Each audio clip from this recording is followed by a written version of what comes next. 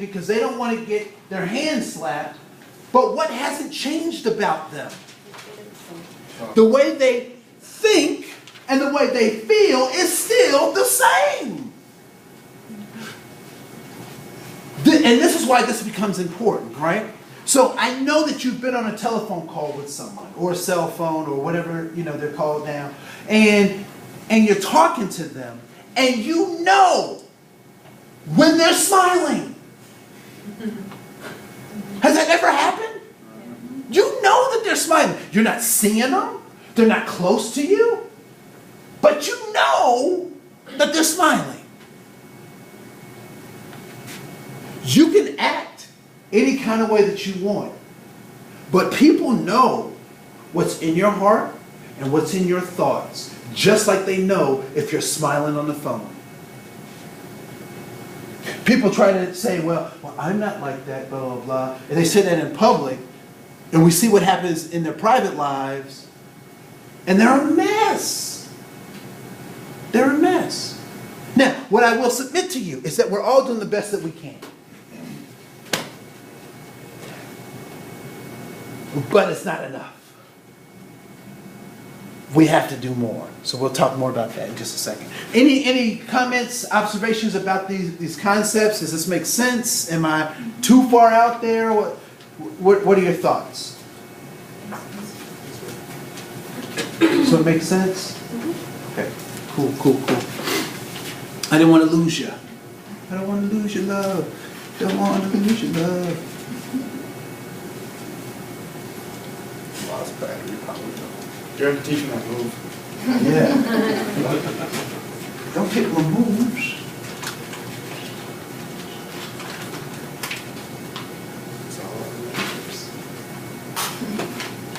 So here we go. So here are some truths about people. People can learn, change, and grow. Who I am today is not who I was at 17, right? So thank God for that. I've adapted to the world. I've learned a lot of things. I can experience new things or old things in different ways. And so we can always learn, change, and grow. At any point we stop believing that about people, it's time for us to stop doing whatever it is that we're doing, right? So as teachers, this is what we know to be true, which is why we engage folks. All human behavior is goal-directed, which means that people do things because they're trying to get something, right? Working with kids. Anybody have little children in your life, right? Yeah. If you reward them for doing something, they're more likely to keep doing that or doing more of it, right? Because they're getting something out of it. So we're all trying to get something. People do what makes sense to them, even if what? It doesn't make sense to anybody else, right? So you and I understanding why they did stuff is not a prerequisite for them doing it, right? So people will do what makes sense to them, even if it doesn't make sense to you or I. And that attitude is a response to a goal. What is an attitude? What's an attitude? Characteristic. It's a characteristic, okay? Attitude. It's a reaction to something. It's a reaction to something.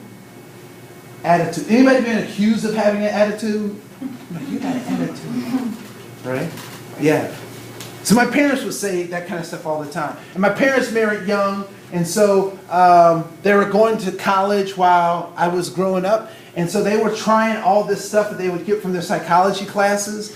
And so they would end up saying crazy stuff because they're trying to do this new way of behavior, and they have the way that they were raised, which was the opposite of that. And so they would get frustrated and say dumb stuff like this. My dad would say, "Boy, fix your face."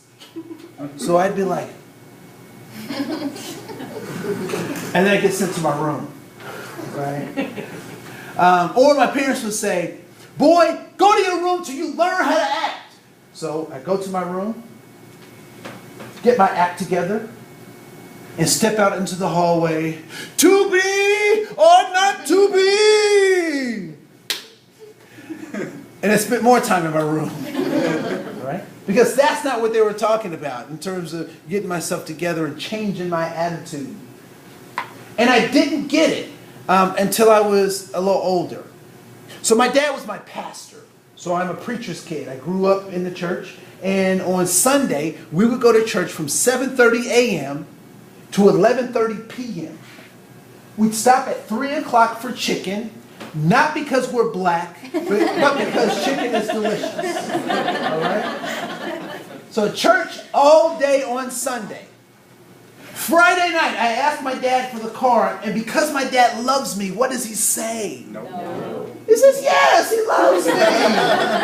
Right? So I get the keys, I'm hanging out with my friends, I fill up the car with gas, I come home before curfew, I toss my dad the keys, and what does my dad say about my attitude?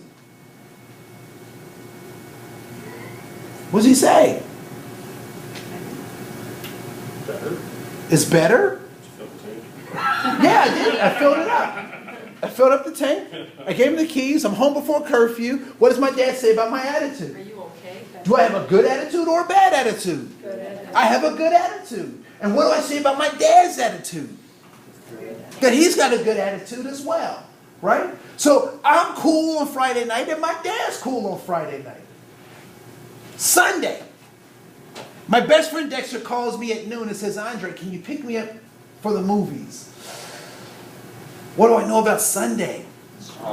Church all day. But I'm 17. I'm invincible. And Jesus is my friend. So I go up to my dad and say, Dad, can I borrow the car? And what does my dad say? No. He says no, right? And he gives me a lecture about how I'm leading people to hell, right? Every negative consequence in my household, the ultimate consequence was that you were going to hell. You didn't make your bed, gone to hell. Didn't do the dishes, gone to hell. And they would either show you the way to hell or let you go on your own, right?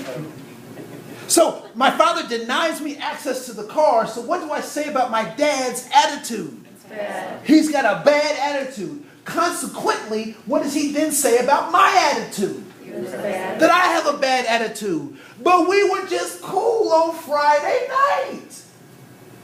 What determines one's attitude? If you get what you want. If you get what you want. If you reach your goal, you have a good attitude. If you don't get what you want, if you don't reach your goal, you have a bad attitude. So, you have a friend, you have a coworker, you have someone that's in your study group, and they have a bad attitude. What do you know about them for sure? That what? They want something that they're not getting. There's something that they're not getting. There's a goal that they're not achieving. And so as a person who is trying to be helpful, you then have a two-part role, right? The easiest thing to help someone have a good attitude is to do what? Help them achieve their goal. Give them what they want. Power to the people. Give the people what they want. OJs. Oh, anybody OJs in the house? Right? So give people what they want is the easiest way to help them get a good attitude. But what if what they want is not something that they can do? It's not something they have resources for. It's not something that you can help them with. Then what becomes your responsibility as a helper?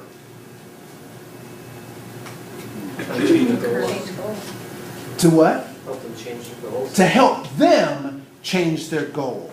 Right? Because if I give somebody my goal, what are they going to say about that?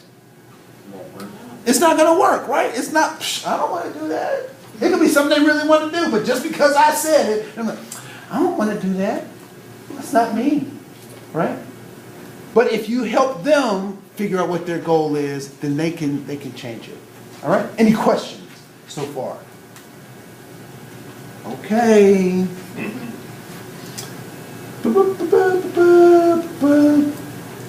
So, what is it that is the ultimate goal that human beings have? All right? So, no matter where you come from, you're trying to achieve these central things, these central goals. And what everyone is trying to strive for is significance, belonging, and safety. The slide before was Abraham's hierarchy of needs, and he has 1, 2, 3, 4, 5. They're boiled down here to 3 because this is Alfred Adler's approach to what human beings need, right? So we're always looking for significance. Significance says that my life has purpose. I'm not here by accident. There's something that I was put on this earth to do, and that is what significance is talking about. Belonging says, not only do I have purpose, but I do better with my purpose when I'm around people that I can share my purpose with, and that they can share their purpose with me. And safety says that I'm in an environment that will allow me to practice and to live and to develop my significance, right? So we're all looking for significance, safety, and belonging. Now here is where, again, we get confused or we get baffled by these illusions of differences, and we don't necessarily get to see these in people. So for example, there's this thought that, that intelligence is on a bell curve throughout the planet. Right? So these scientists got together and they said, you know, this group is more intelligent than this group, and this group is more intelligent than that group, and this group is less intelligent, and all this kind of stuff. But anytime they do these experiments, I always find it interesting that the people doing the studies are always towards the top of whatever the good stuff is. Right? So it doesn't even matter what it is, but they're always close to the top. And so one of the things that I think is important is that we remember that this is what people are after, but how they get it is determined on where they came from and how they got to understand what this is. So for example, if I took a, is anyone been on a farm or knows about farming at all? Okay, cool. What are some of the things that you need to know to be good on a farm? What are some things? What's that? Milk a cow. How to milk a cow. That's a helpful thing to know on a farm. What else? How to fix equipment. How to fix equipment. That's an important thing. What else? How to operate heavy machinery. How to operate heavy machinery. Those are important skills to learn. So that could be considered an intelligence, right? So that's a type of knowledge that is important to know on a farm. But what would happen if I took a farmer from greater Minnesota and I put him in downtown Manhattan? They'd freak out. They would freak out. What would the people in New York say about this farmer? Not intelligent. They would say he's not intelligent. What else would he say? Would they say? He's dumb. What else? I said he's a hillbilly. Oh, he's a hillbilly. He's what? Useless. He's useless. Those are all the things that they would say about this intelligent farmer in Minnesota. But now he's in downtown Manhattan and He's lost. he's lost, right? But what would happen if I took a person from downtown Manhattan and I put him on a farm in greater Minnesota? They'd be all the same thing. Gucci heels. They would be, what was that? They cry when they wreck their Gucci heels. Yes, they cry when they wreck their Gucci heels. They might say the same thing, that this person's an idiot, blah, blah, blah. Well, and my granddad had an expression, what do you do with a dog that doesn't hunt? You shoot it, right? So when my grandfather's from, they would be shot, right? Because they're no good. Okay. All right. But are they less smart or more smart than the other? No. Either or they're just out of their element. They're just out of their element. And so it always cracks me up when I hear people talk about, well, these immigrants need to learn the language. They need to speak the language. Immigrants speak. Right? The thing I think is so funny is that most of our parents, our grandparents, our great-grandparents were immigrants. And English was not their first language. So I want you to just think about that. Because what people are trying to do is get significance, belonging, and safety. And where they come from allows them either greater access or they just need a little more time to figure out what it means to be here. All right? But we're all looking for significance, belonging, and safety. All right? So with that, what I'd like for you to do is there is a chart inside your handbook. Under the pictures